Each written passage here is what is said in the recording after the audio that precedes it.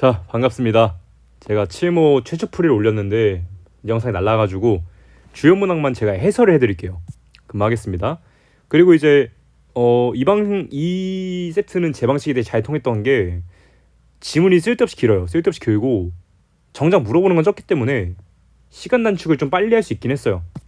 보겠습니다. 일단 이거는 족밥이니까 제끼고요. 이거 보겠습니다. 자, 일단 저는 어떻게 풀었냐.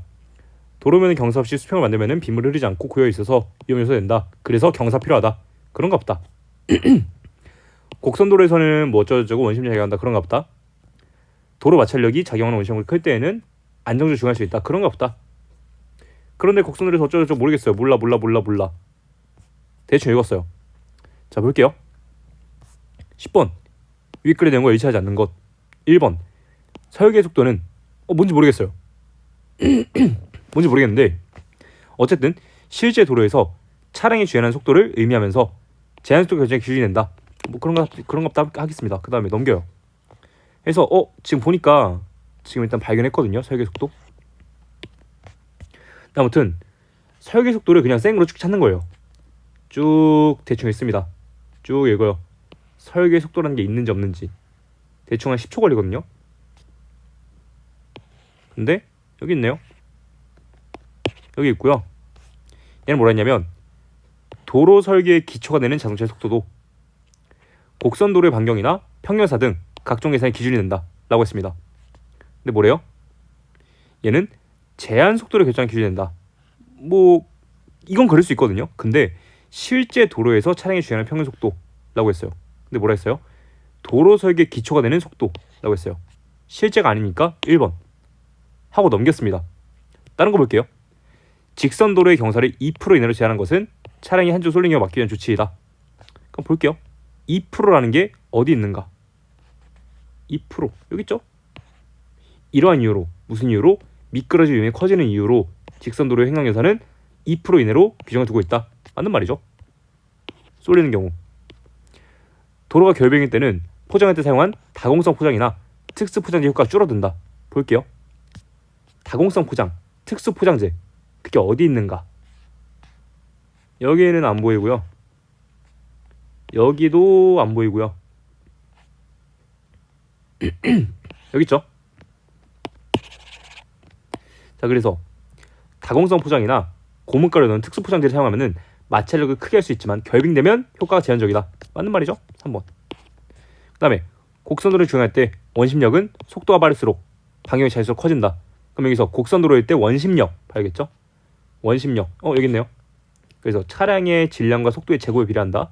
회전 반경에 반비례한다. 그러면은 당연히 속도가 빠를수록 커지고 회전 반경에 반비례했으니까 작을수록 커진다. 맞는 말이죠? 이런 식으로 그냥 넘겨요. 어차피 1번에서 아니기 때문에 손가락 걸어버리고 넘겨도 돼요. 5번 뭐 직선도로에서 배수를 위해서 그럼 배수 여기 있죠. 배수.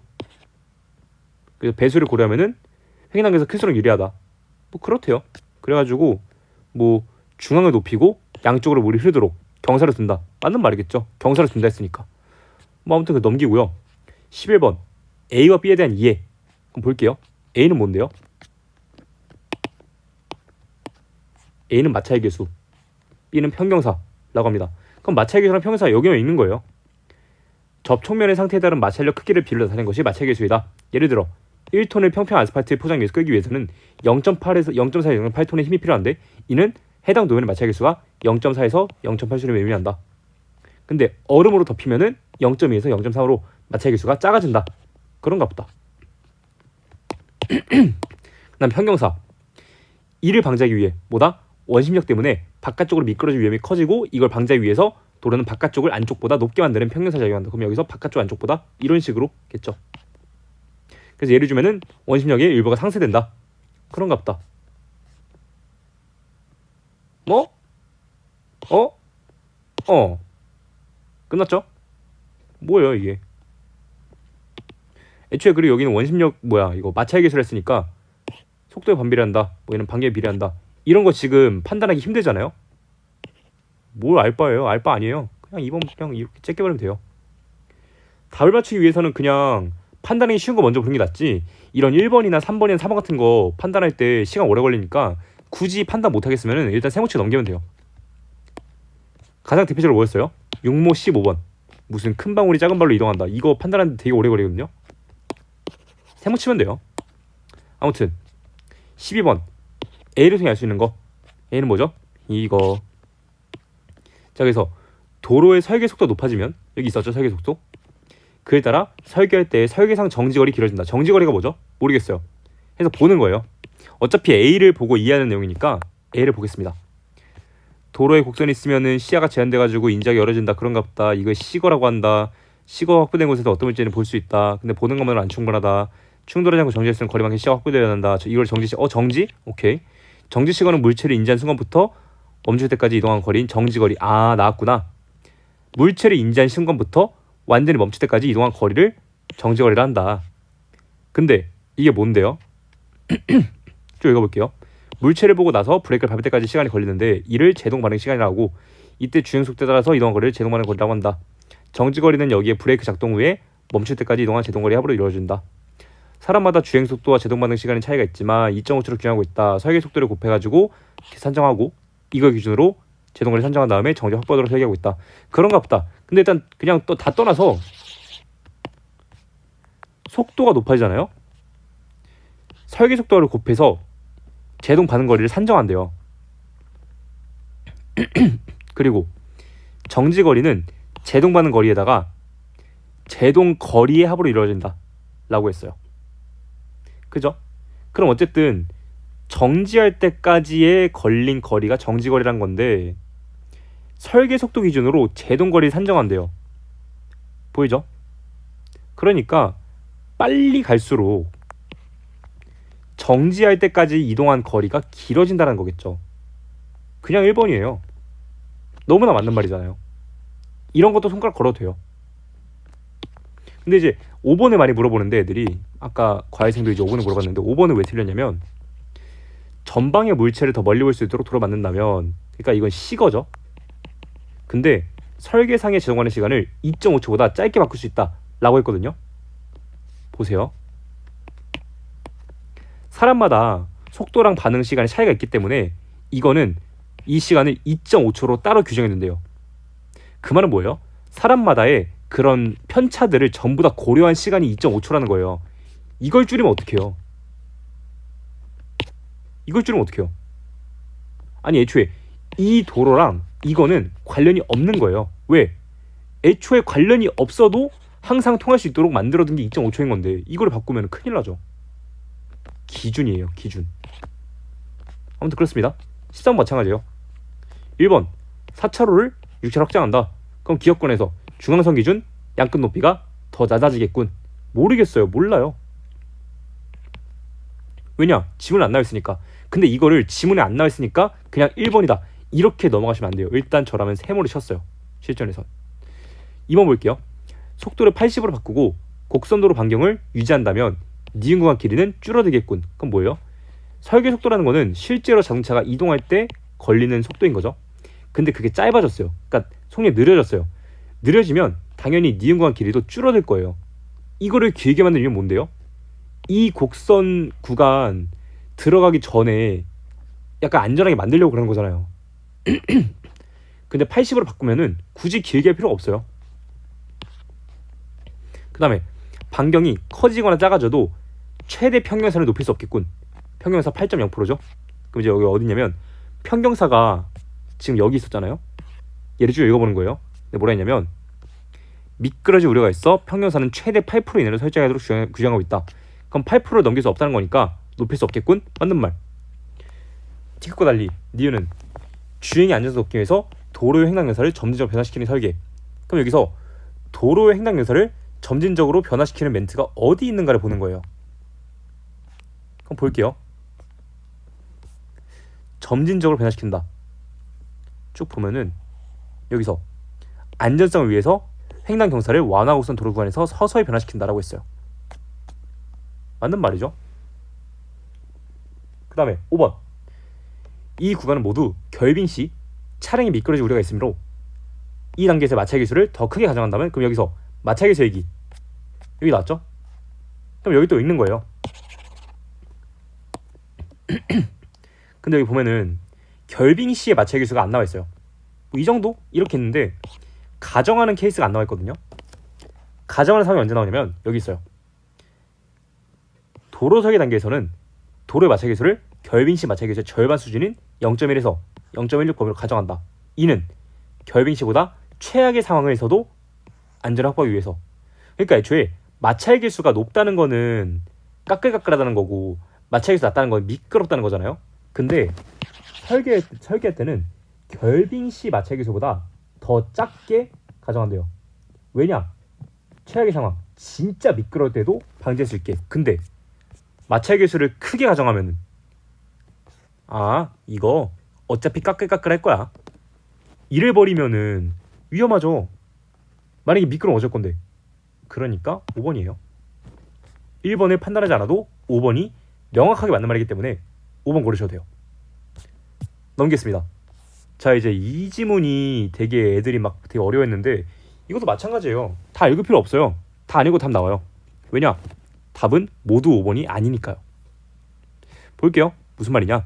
자, 일단 일반적인 펀드는 자산을 위탁한 전문가가 분산 투자에서 뭐 이런 한계를 지닌다. 그래서 이를 보완하기 위해서 ETF 등장했다. 오케이, 넘어갑시다. 이걸 본질에 나타내는 지표로는 뭐 이런 게 있다. 그런가 보다. 이러한 괴리율. 갑자기 괴리율? 앞에 나오겠죠. 그래서 유동성 공짜가 차익거래를 통해서 시장에 개입하면서 축소된다. 그렇대요. 어쨌든 얘가 얘를 줄여준다. 이 정도만 보고요. ETF는 추구하는 수익률 목표와 이를 달성하기 위한 운영 방식에 따라 구분된다. 패시브형, 액티브형 이런 게 있고요. 뭐 밑줄 찾았으니까 레버리지형 있고요. 뭐 커버드 콜링 있고요. 넘어갑시다. 자, 1번. 일반적인 펀드는 펀드 얘기 나왔죠? 황금성이 높다. 펀드가 황금성이 높은가? 근데 여기 황금성이 낮다 했으니까 틀린 말. 2번. 상관계수가 1에 가까울수록 ETF 수익률은 얘의 움직임과 상이하 나타난다. 그럼 여기서 상관계수를 봐도 좋고 1을 봐도 좋아요. 수치를 보는 게 편하겠죠? 그래서 1이 뭐 1주 뭐 1 쭉 봅시다. 1 상관계수란 뭐 이런 지표로 1에 가까울수록 기초지수와 유사하게 움직인다. 근데 여기 상이하다 했으니까 틀린 말. 3번. 유동성 공급자. 그럼 여기서 유동성 여기 있죠? 그럼 여기 읽어보는 거죠. 얘는 ETF의 설정과 환매 과정에 참여해서 ETF 증권의 가격이 본질 가치에 근접하도록 돕는다. 근데 여기서 ETF 설정이랑 환매가 뭔지 모르겠어요. 읽어보는 거죠. 여기 있죠? 설정과 환매. 얘네들은 여기에 참여한대요. 뭐 일단 오케이. 그 다음에 가격이 본질에 근접하도록 돕는가? 이러한 차익거래는 가격을 다시 본질에 근접시키는 역할을 한다. 그렇대요. 차익거래 누가 하는데요? 얘네가 한대요. 그러니까 맞는 말. 넘어가도 돼요. 마찬가지예요. 이것도 그냥 운이 좋았는데 손가락 거는 건 이런 거 하라고 하는 거예요. 그러니까 애초에 다 읽을 필요 없고 만약에 뭐 이렇게 띄엄띄엄 읽어도 다 읽어야 되는 문제라면 다 읽으면 되죠. 근데 만약에 답 1번에 나오면 어쩔 거예요? A기간에 목표배를 2배인 디귿. 그럼 디귿이 뭐예요? 레버리지래요. 그럼 이게 뭔데요? 레버리지형 ETF는 기초지수의 일별 수익률의 2배나 3배 등 배를 곱한 만큼 수익을 목표로 하는 계획화행에서 어쩌고 저쩌고. 그래서 뭐 그렇대요. 근데 손실폭이 확대될 수 있대요. 그런가 보다. 뭐 예를 들어서 기초지수가 100이고 투자금이 10,000원일 때 기초가 80으로 하락하면은 2배 레버리지는 40% 감소한대요. 그러니까 20% 감소하면은 얘는 40% 감소하는구나. 6,000원이 된다. 근데 다음날 기초지수가 25% 상승했대요. 그러니까 80에서 25%가 상승하면은 100인데 그러면 2배 반영되면 50% 상승이잖아요. 근데 6,000원에서 50% 상승한다 쳐도 9,000이다 이 소리예요. 그런가 보다. 이걸 그대로 적용하면 돼요. 뭐예요 지금? 기초가 80% 됐죠. 그러니까 80이 됐죠. 그럼 20% 줄어들었죠. 그럼 2배 레버리지는 40%겠죠. 그대로 그냥 따라가는 거예요. 근데 다른 게 있다면 80에서 104까지 얼마나 상승하는가? 30%죠. 그럼 2배 레버리지는 뭐예요? 60% 상승이죠. 근데 그러면은 아까 여기까지 그대로 상황 적용하면은 레버리지 가격은 6,000인데 여기에서 60%가 상승했다. 그러면은 3,600원 플러스니까 9,600인데 어쨌든 수익 실현이 안 되겠다. 1번 끝났습니다. 그리고 애초에 이걸 모른다 치더라도 맥락상으로 찍을 수라도 있어야 돼요. 왜냐면은 여기서 뭐라 했냐면 하락 전 수준을 회복하더라도 원금 손실이 발생한다 라고 했으니까, 아 그러면은 애초에 레버리지는 하락하면은 똑같이 올라갔을 때 원금 회복이 안 되는구나, 이렇게라도 봤어야 돼요. 해서 넘겼습니다. 뭐 더 볼 게 있어요? 넘어가요. 16번. 그럼 이건 뭐예요? 어쨌든 유동성 공급자, 이걸 봐야겠죠? 그럼 이 주변만 딱 보는 거예요. 여기는 이미 다 썼어요. 볼 필요 없어. 유동성 공급자, 이게 뭔데요? 이러한 괴류율은 얘가 줄일 수 있대요. 그럼 괴류율이 뭔데요? 괴류율을 보니까 장중 괴류율, 일시적으로 괴리가 발생할 수 있다. 뭔데요 이게? 아무튼 ETF 증권의 시장 가격에서 순자산 가치를 뺀 값을 나타낸대요. 이걸 100분율로 나타낸대요. 자, 근데 괴류율이 크다는 것은 ETF가 그에 상응하는 가치보다 비싸거나 싸게 거래되고 있음을 의미한다. 아, 그러니까 ETF가 이 실제 순자산 가치랑 다를 수 있구나. 그렇대요. 자, 근데 뭐라 했어요? 그러면은 시장에서 순자산을 뺀 게 괴류를 비례한다. 자, 그럼 이제 T1, T2로 가는 과정에서 이 공급자는 운영사로부터 기초자산 바스켓을 지급하기 위해서 ETF를 매수하겠군. 자, 일단 T1, T2 어떤 상황이에요? 괴류율이 음수죠. 자, 왜 말하냐면 여기에서 상황이 등장해요. 보기 문제는 웬만하면은 지문에 등장하는 특정 상황을 그대로 대응시키는 거예요. 지금 괴류율이 음수일 경우가 나와 있죠. 그럼 뭐라 했냐면 환매에 참여한, 환매가 뭐죠?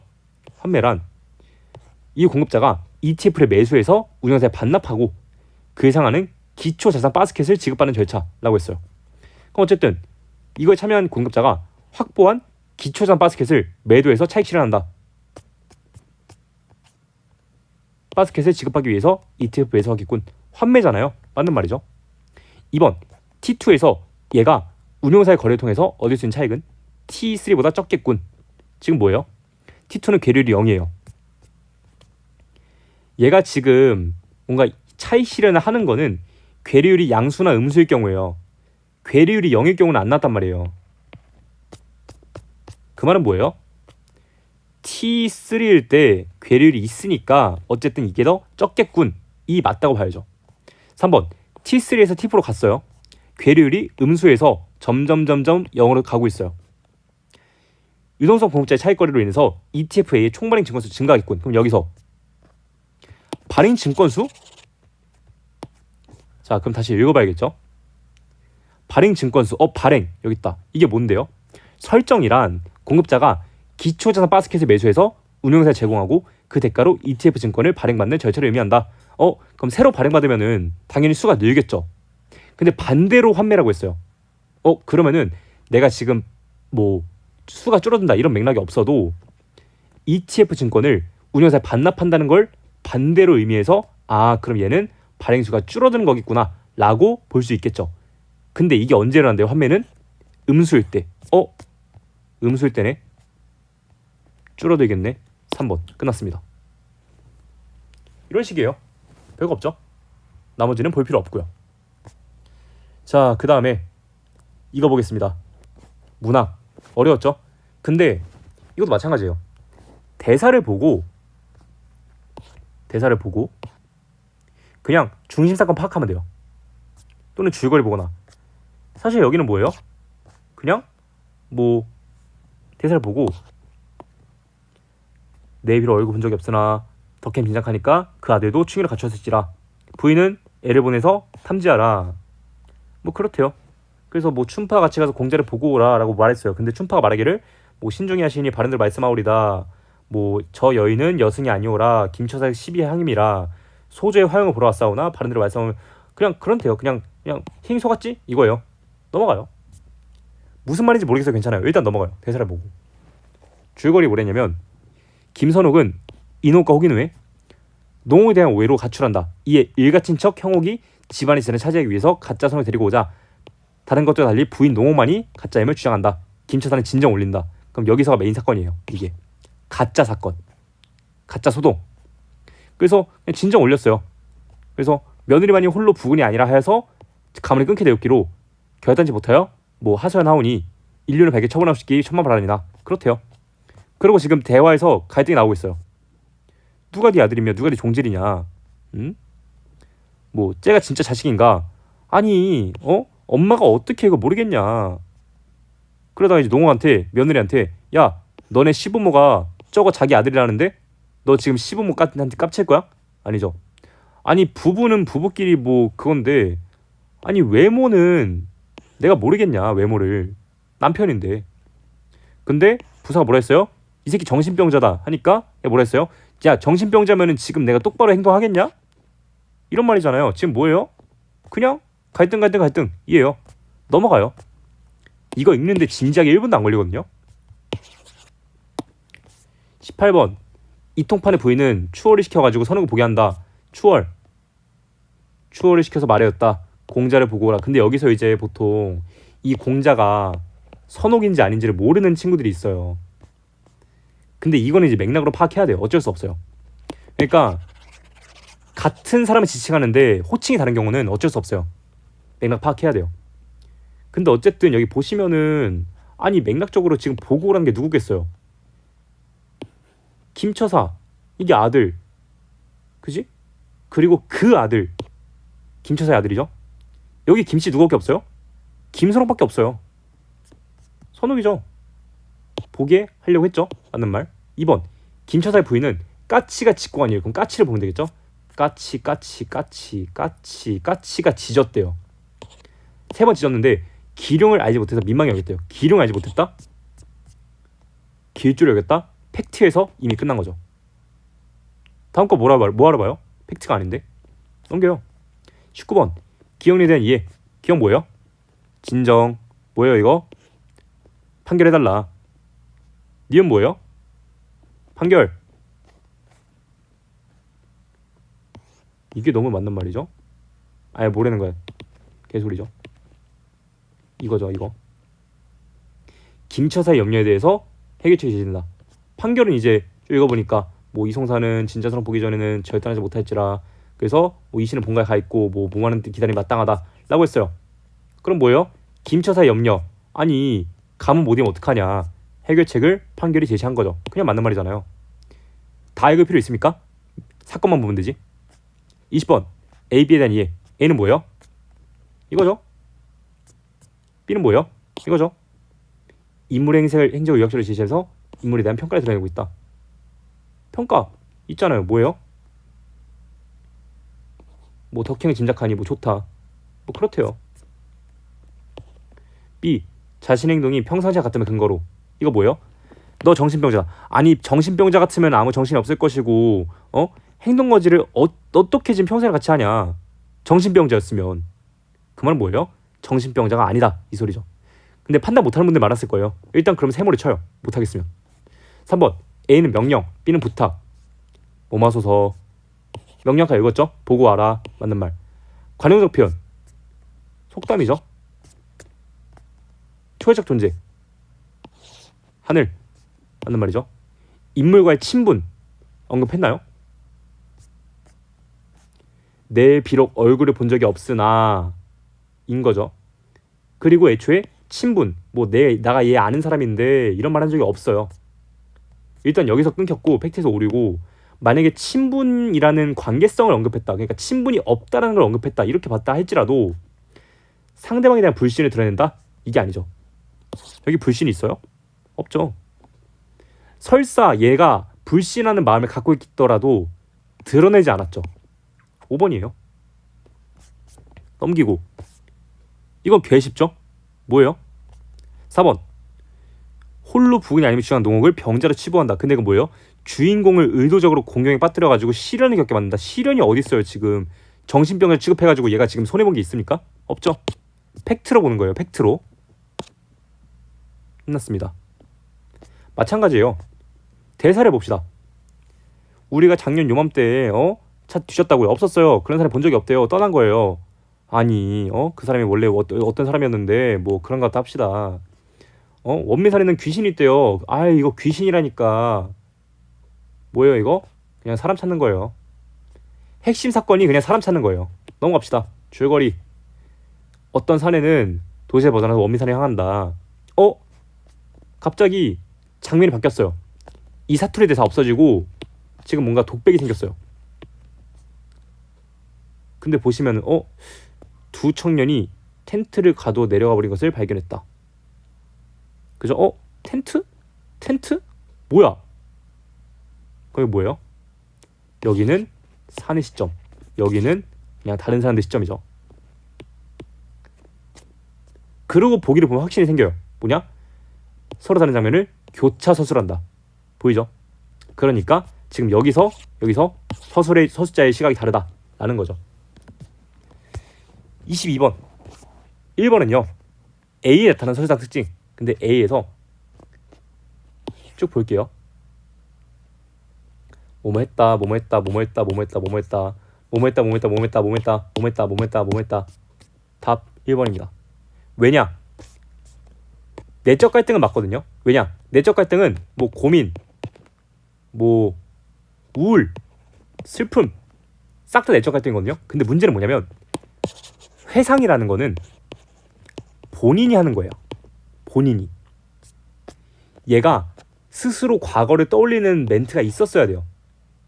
근데 그런 게 없고 그냥 약간 전지적 작가 시점에서 이제 그가 몸을 돌렸다. 그러니까 약간 전지적 작가 시점에서 그냥 행동 묘사만 하는 거지 본인이 뭔가 과거를 떠올리는 게 없어요. 그래서 1번인 거예요. 마찬가지예요. A부터 D를 중심으로 윗글에 이해한 내용. 자, A 슈퍼마켓 주인, B 주씨, C E 박씨, D 엄씨. 자, 1번 A는 소문의 반응 보이지 않는 B와 달리 C의 말에 생각을 전달한다. 근데 이거는 여기도 있지만 이 인물들이 여기에도 나와요. 그래가지고 아마 여기만 딱 봤으면은 근거가 안 잡혔을 거예요. 답만 볼게요. 자, C는 사내에 대한 대략적인 신상을 알리고, 그럼 C가 누군데요? 박씨였죠? 박씨가 뭐라 했냐면 그 사람이 원래 서울 회사 다니는 월급쟁이였는데 대학도 나오고 괜찮은 편이다. 대략적인 신상이죠. 그 다음에 이후 B와 D에 사내를 본 적이 있는지. 그럼 여기서 박씨는 그 사람 만나본 적 있어요? 아니 못 봤지 말만 드는 거니까. 그 식구들은요? 없다니까. 자넨 보았는가? 흔들었다. 본 적 있는가? 내줬다. 엄씨는 저도 못 봤죠. 그럼 여기서 박씨가 능가를 통해서 이거 물어보는 게 동일 인물이다 라는 거 볼 수 있어야 되고요. 어쨌든 다른 주씨, 엄씨한테 본 적 있는지 물어봤어요. 맞는 말 답은 4번이겠습니다. 뭐 이제 나머지는 그냥 진짜 그냥 쭉 읽으면 되는 거고요. 사실 이거는 그래서 다 읽긴 해야 돼요. 근데 어쩔 수 없죠. 24번 기억은 한동안 남편에게 소식이 올까 기다리고 또 기다려도 뭐 살아가더니 떠나버렸지. 그 다음에 니은 뭐예요? 이야기들. 아니 기억 기다린 인물 누구예요? 식구들 언급됐잖아요. 소식의 부재는 이야기 속 인물에 대한 궁금증을 불러일으킨다. 맞잖아요. 그죠? 소식이 없으니까 이거에 대한 이야기들, 여기 쭉 했던 이야기들, 무슨 이야기들 했노? 그죠? 자, 그래서 불러일으킨다. 맞잖아요.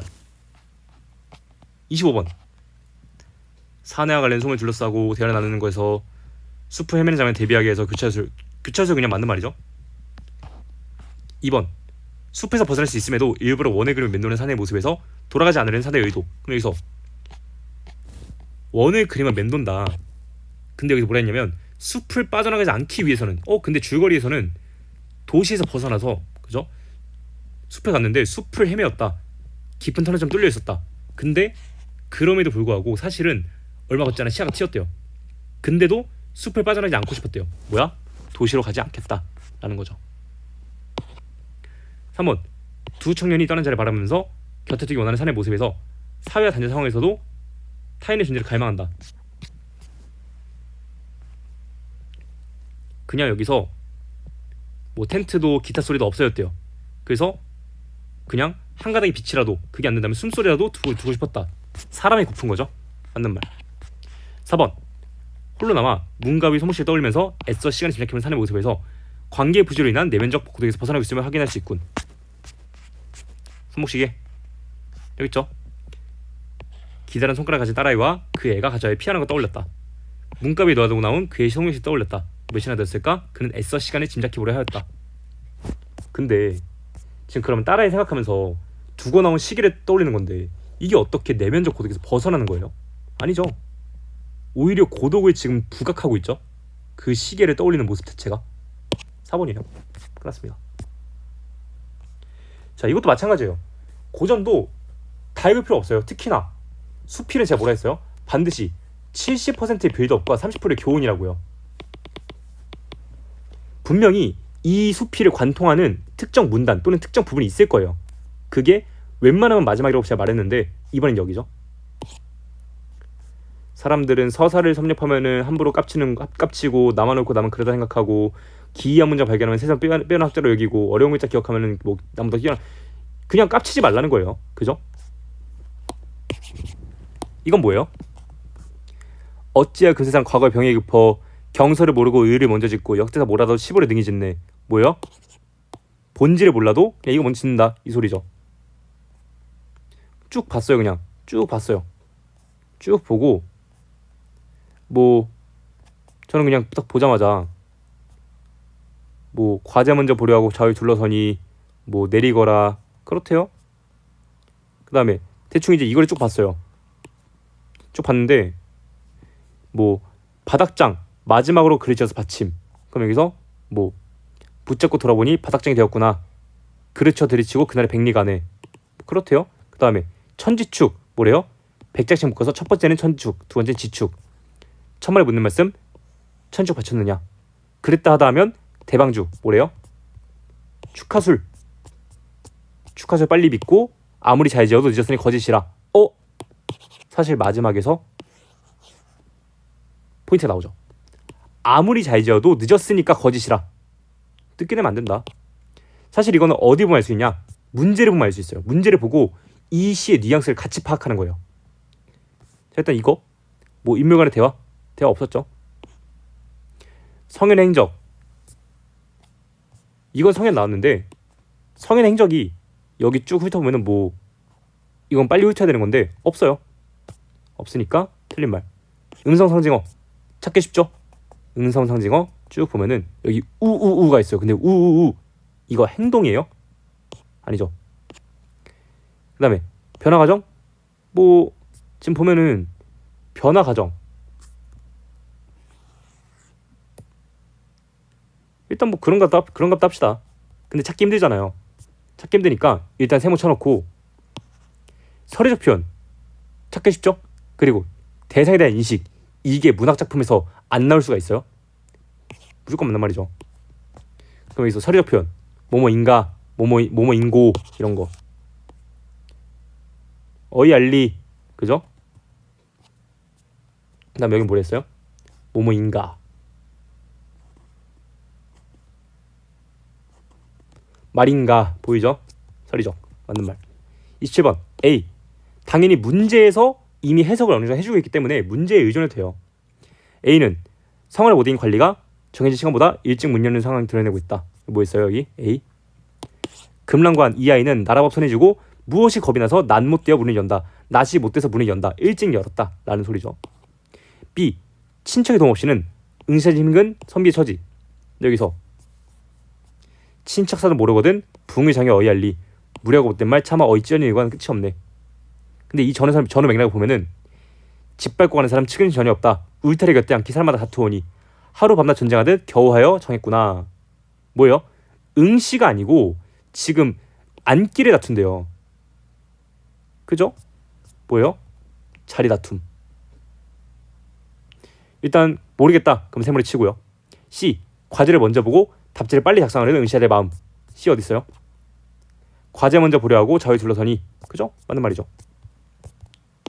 D 학식이 부족해도 배우려고 하는 현인의 자세. D 뭐예요? 안자는 현인이라 학식이 많으면서도 오히려 학식이 적은 일이 물었다. 맞는 말이죠. E 그릇된 자세로 학문하는 사람들이 많은 세태를 드러내고 있다. 뭐예요? 이러한 무리들이 세상에 가득하다. 이러한 무리들 뭐예요? 깝치는 애들. 맞는 말이죠. 2번을 판단 못했다 하더라도 세모 쳤으니까 그냥 2번. 28번 과거 준비, 과거 응시, 귀양. 기억에서 선비가 집안사람 굴망정 선점량을 모르는 이유는 과거의 병이 깊기 때문이군. 과거의 병이 깊어 집안사람 굴망정 선점량 뭐하냐고. 선점량 뭐래요? 과거를 볼 때 남보다 먼저 과정에 들어가서 좋은 자리 차지하기 위해서 모은 재물. 이거 뭐예요? 약간 수험생들 뭐 수능장에서 뭐 꿀자리 어디임? 하고 이제 막 하는 건데 얘는 그걸 돈 주고 산다는 거죠. 아무튼 뭐 모은 이유는 수능 중독이니까. 그렇대요. 그러니까 수능에 한이 맺혔대요. 기억에서 선비가 아침밥 일찍 먹고 사림한테 붙어 다니는 이유는 좋은 자리에 앉기 위해서. 맞는 말이죠. 그럼 이제 여기서 이거에 대한 확신이 드러나죠. 이게 과거 응시를 하기 위해서가 아니고 좋은 자리에 앉으려고 했던 거다. 3번 글자를 본 선비가 묻는 말 내 알겠냐라고 한 이유는 기억에서 경서를 모르고 의를 짓는 공부를 했기 때문이군.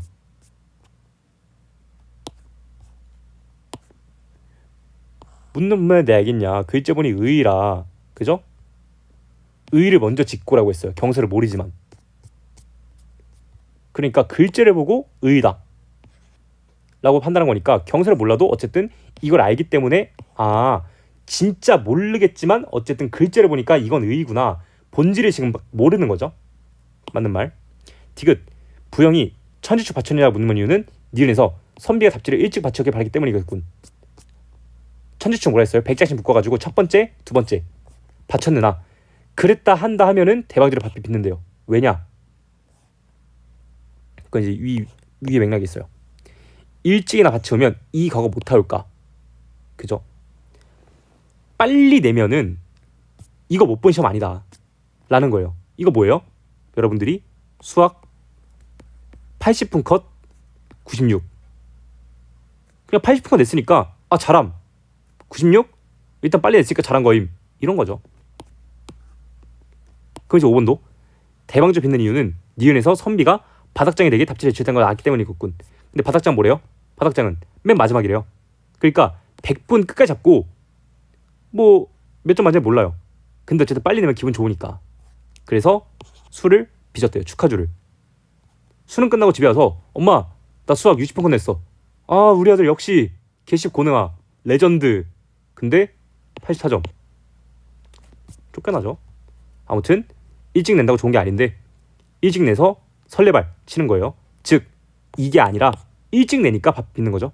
5번. 근데 그렇다 하더라도 그냥 이거 모른다 치더라도 천지축 받쳤냐고 하면은 빚는데요. 즉 일찍 냈으면 빚는다. 바닥장은 느린 거. 그러니까 5번. 19번 나를 통해 쓰는 글쓴이 생각. 이미 여기 말고는 끝나죠. 뭐예요? 조금 안다고 깝치지 마라.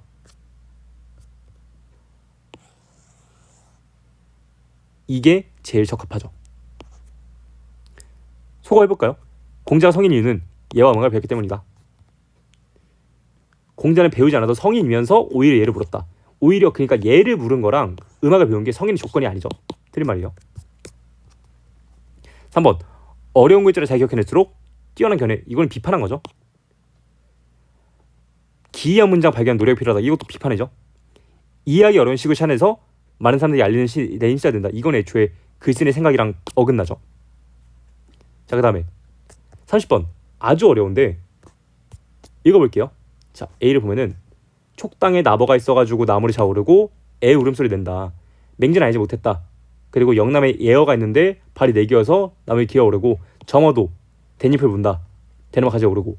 그래서 맹자가 본고 들은 적이 없어가지고 잘못 말한 것을 저들이 홀로 박식해서 밝히는 것처럼 되어 있으니 이것이 가장 가소롭다 라고 했어요. 설령 물고기가 나무에 오른다 해도 특이한 물고기에 불과하니 어찌 이것 때문에 연묵구어를 결코 할 수 없는 일에 비유하지 못한단 말인가. 무슨 말이에요? 연묵구어는 결코 할 수 없는 일에 비유한대요. 비유하는 건데 이러지 못한대요. 왜? 얘네 때문에. 얘네 때문에 지금 관용구를 무시하는 거죠. 물고기가 물에 살고 나무에 살지 못하는 건 상리이며 나무에 오르는 것은 무리한 중에 간혹 있는 경우래요. 그렇대요. 그래서 맹자가 이거 알았더라도 비유가 잘못된 게 아니다. 그죠? 근데 여기서 포인트는 뭐냐면 화서와 빙자미 이야기가 있었는데 쥐는 불에서 살지 못하고 누에는 얼음에서 기를 수 없다라고 말한다면 또한 화서와 빙자만 알지 못한다고 희롱할 수 있겠는가? 그쵸? 얘는 뭐래요? 검은 백조는 애초에 없었다는 것, 어떤 것, 원래 없는 어떤 것인 건데 갑자기 이게 진짜 있었어요. 검은 백조가. 그래서 모든 백조는 희다란 명제가 깨지고 검은 맥주는 예측 불가능한 상황이 실제 발생하는 것이라는 의미로 사용되고 있어요. 지금 의미가 바뀌었죠. 일반화한 오류의 문제를 보여주는 대표적인 사례이다. 자, 1번 연못고어는 당연히 모든 물고기 나무에 오를 수 없다는 명제를 바탕으로 해서 나온 말이겠군. 물고기는 나무에 오를 수 없다. 맞는 말이죠. 나보와 점어의 존재를 몰랐던 사람들은 이거를 결코 할 수 없는 일에 표현을 사용했군. 그쵸? 그렇겠죠. 얘는 나무에 오르는 애들이었으니까 나보와 점어가 발견된 후에 모든 물고기는 나무에 오를 수 없다는 명제는 더 이상 사실이 아니다. 그쵸? 모든 물고기 아닌 예외가 있으니까. 문제는 4번 또 5번인데 여기서 보기를 바탕으로 A에 대해 보인 반응이에요. 보기는 뭐라 했냐면 이 검은 맥주 자체가 일반화의 오류라고 했어요. 근데 이건 뭐예요? 예외가 있기 때문에 일반의 오류다 라고 한 거죠. 근데 나바랑 점어 똑같이 검은 백조랑 똑같은 예외 상황이죠. 근데 여기서 일반의 오류로 볼 수 없대요. 무슨 말이에요? 얘는 애초에 백조가 희다. 이거를 그러니까 이건 이제 통용되는 말이었잖아요. 근데 이게 일반의 오류였다 라고 얘가 말하고 있는데 여기서는 이건 일반 오류 아니야. 이럴 수 있냐는 거예요. 같은 의견이어야죠. 그죠? 끝났습니다. 31번 당연히 이건 그냥 3번 할게요. 화수와 빙자만 알고 있는 사람이 야 쥐는 불에서 살지 못하고 누에는 얼음에서 못 길러 이걸 비판하는 것은 그럼 얘는 뭐예요? 예외를 알고 있는 거죠. 근데 예외를 안다고 해서 비판하는 게 정당화 됩니까? 그게 지금 얘가 말하는 거에 그 본질이었잖아요. 조금 안다고 깝치지 마라. 이상한 거 안다고 특이한 거 안다고 깝치지 마라. 저희 수험생들한테도 통용되는 말이에요. 이상한 거 안다고 깝치지 마세요. 중요한 건 본질이에요. 즉 진정한 알미 추구하는 자세가 아닙니다. 3번이고요. 마지막 자 이거는 이제 그냥 제낄게요. 왜? 자연물 빗댄다? 자연물이 빗대는 말이 없죠. 애초에 움직임을 나타내고 있다. 뭐 버스 거리 서성거린다. 버스를 기다린다. 그렇다. 자연물이 빗댄 게 없죠. 현재 시제 뭐뭐 한다. 그죠? 출렁거린다. 는가 넓어진다. 현재 시제 맞습니다. 넘기고요. 자 A부터 E에 대한 이해. A 호구책을 마련하러 하루 종일 서성거리는 것에서 생계를 위해 쓰는 화자의 모습. 그쵸? 호구책 마련하기 위해서 거리 서성거렸고 그래서 어쨌든 버스를 타고 돌아온대요. 잘 모르겠으면 보기를 보고 가는 가장이래요. 아 그러니까 얘 가장이구나. 가장으로 살아가는 화자 자신과 그 삶을 감싸주는 절대자의 인식. 이게 여기서 끝없는 부드러운 그 손. 이거랑 똑같은 말이겠죠? 아무튼 생계를 위해 쓴다. 맞는 말. B. 서로 등을 붙이고 지내는 가족들을 측은하게 여기는 것에서 화자의 연민. 그죠? 애초에 측은하대잖아요. 측은한 화목들. 연민 맞죠? C. 분수가 허공에 사직을 내다 건다고 표현한 것에서 공중으로 물질을 뿜어낸 분수의 모습. 아니 애초에 지금 분수는 허공에 사직을 내다 건다. 분수는 이거잖아요. 근데 애초에 지금 분수를 설명하고 있으니까 모습을 드러내는 거겠죠. 맞는 말. 그 다음에 무지개 생을 물이 꿈꾸는 또 다른 사람 표현한 것은 꿈을 꾸는 주체가 분수에 드러난다. 뭐라 했어요? 여기서 말로 지은 신전인 듯 누란의 기둥 허물어져가지고 출렁거린다. 모르겠어요. 모르고 일렁이는 빗살에 퍼문 둥근의 말에 물줄기 사이로 꾸려나는 무지개 생이 물이 꿈꾸는 또 다른 물일까? 그죠? 근데 무지개가 갑자기 왜 나오냐? 그리고 무지개가 분수가 맞는 게 맞냐? 읽어보면 여기 뭐라 했냐면 환한 무지개 보이죠? 그럼 무지개가 지금 분수랑 연결이 되는 거 볼 수 있어요. 근데 이걸 모른다 칩시다. 이에서 지금 화자가 동경하는 삶의 모습이 드러난다. 벤치 위에 널브러져 풋잠 자는 거. 여기에 어디에 동경이 있어요? 그냥 뭐예요? 그에 대한 추측, 그에 대한 관찰. 햇살이 그쪽으로 무지개를 집혀보내고 있다. 감탄이었으면 감탄이지 동경이랑은 거리가 멀어요. 그런 말이 안 나와있죠. 자 34번 1번 밤이 되면 집으로 돌아오는 것과 나에서 분수가 펼쳤다가 거들리는 것에서 반복의 양상. 그쵸? 가에서 화자는 어디서나 가지고 있는 것을 향하는 자신의 회기심에 주목해서 가장 역할에 나는 자신이 갸륵하고 측은하다. 뭐라 했어요? 갸륵하고 측은한 회기심. 본인이 지금 그렇게 생각하고 있어요. 3번. 어둑한 버스 안에서 끝없는 부드러운 그 손을 느끼는 것을 통해서 자신의 포용해주는 존재, 즉 복이랑 대응시키면 절대자. 이거를 드러내고 있죠.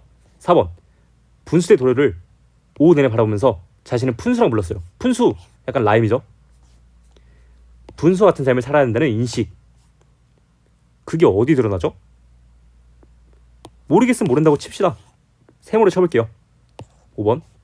화자는 쳇바퀴 살림으로 인해서 척추염으로 들인 분수에 주목해서 반복이 지겹다.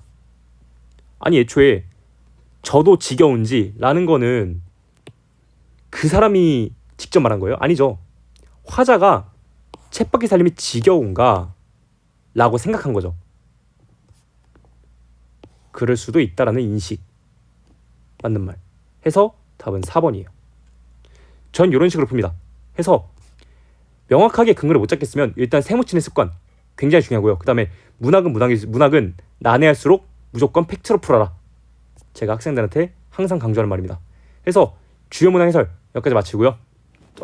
저는 이제 자러 가겠습니다. 4시네요. 빠이.